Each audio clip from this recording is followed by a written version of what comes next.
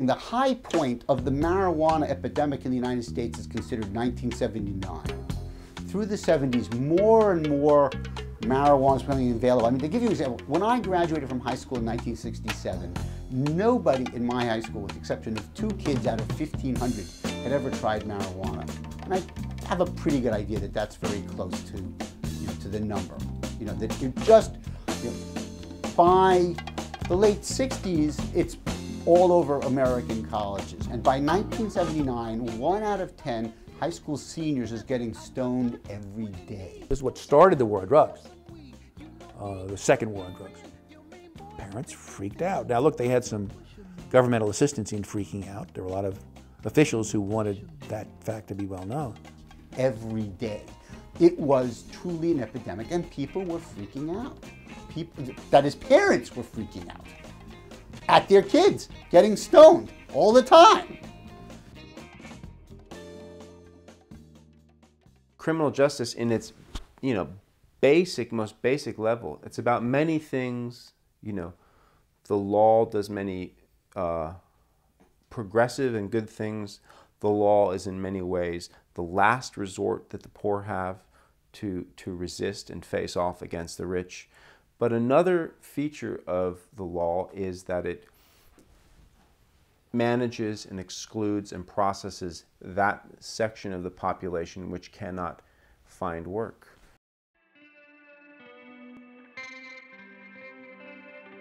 If that first moment of criminal justice buildup was about addressing the political challenges and the movements of the 1960s, then the second wave in the criminal justice buildup was very different.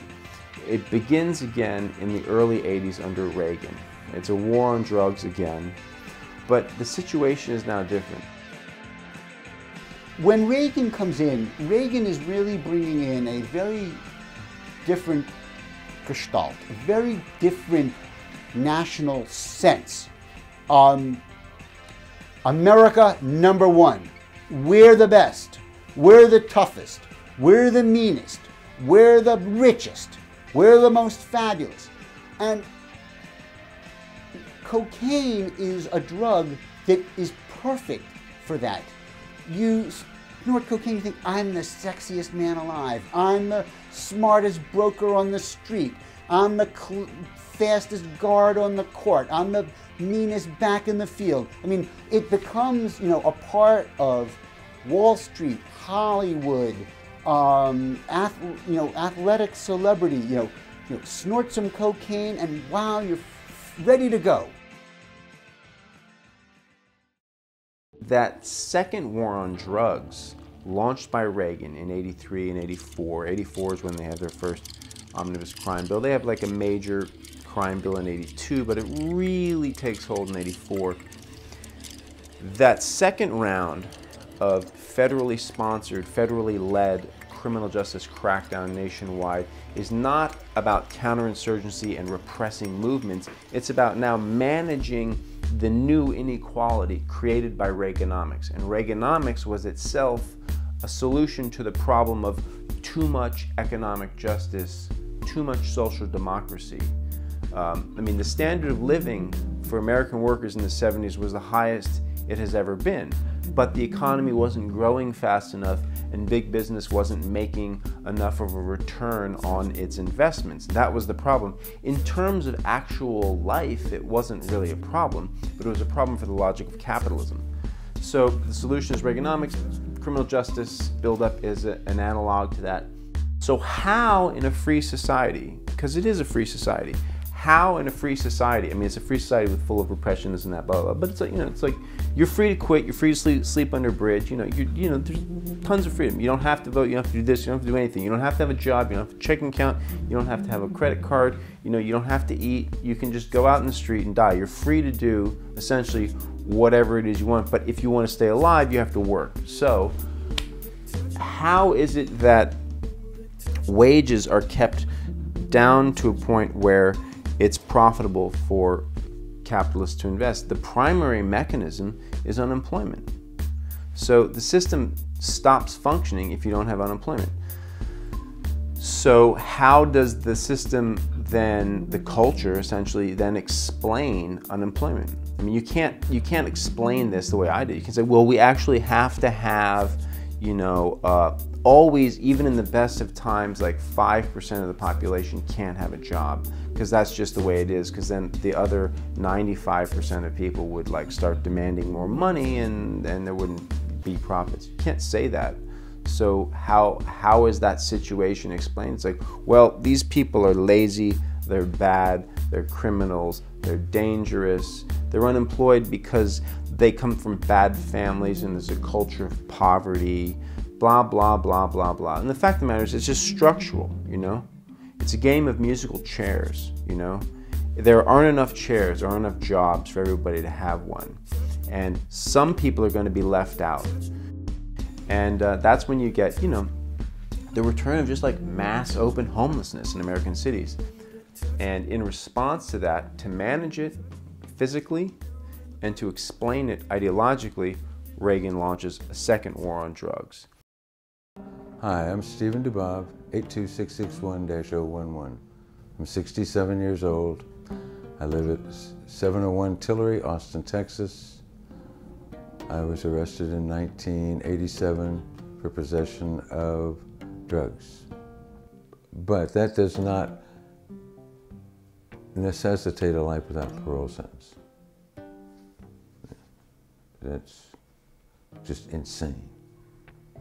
But it was that time too. It was the anti-drug fervor of the 80s, end of the 80s, Nancy Reagan and all that. So I was swept up in that. And sentenced to life without parole, of which I served 16 and a half years before getting back into court and getting my sentence rescinded. In the 60s, actually, I was at Stanford in the master's program for sculpture, and I met Richard Alpert and Timothy Leary, and they were doing their experiment with creativity and got involved with LSD, and then with the Brotherhood of Light and a whole bunch of people. And I'm a sculptor, so I'm really comfortable with tools and machinery, and I'm inventive. So I got involved by making equipment. In the making of the equipment, I met a lot of people over the years. And when I was arrested, I think I was going to assume that what the government wanted from me was information. It was a funny arrest. That's the reason I got released. The drugs, I never touched the drugs. They were not my drugs. The drugs were brought into the building that I owned and left there by someone who was supposed to be a friend. And the next morning, the DEA and the San Francisco police and a whole bunch of officers arrived, and they let the guy go that was staying with the drugs at the house, and arrested me. And that was the last I saw of San Francisco. So the drugs were in my possession because under the law, possession, if you own the building and the drugs are in the building, they're yours. How much were they talking about? 13 kilos of cocaine. So there it was. The minimum, with 10 kilos, anything above 10 kilos, they could give me life without parole.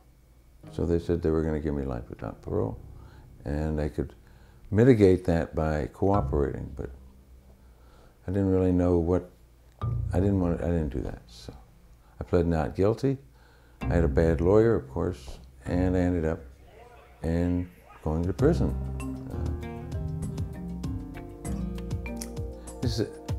Okay, so I get life without parole, and now I'm in this compound, and I'm trying to, first there's the I don't believe this shit, then like, what the fuck, you know? It's like, then I'm like, I'm furious. Who did this? How did this happen? And then it's like, this did happen, and I'm really unhappy. In the beginning, after about 2 years, I stopped thinking about drugs or dreaming about them.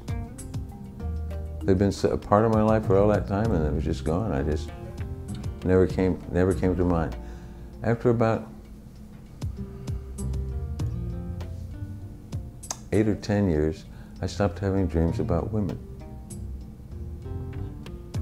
Kind of made me feel bad, but it just didn't happen. But I still had dreams of eating bread. You know, like a real piece of bread, not one of those white wonder things, but, you know, a chunk of bread. And that, funny how that is, you know, what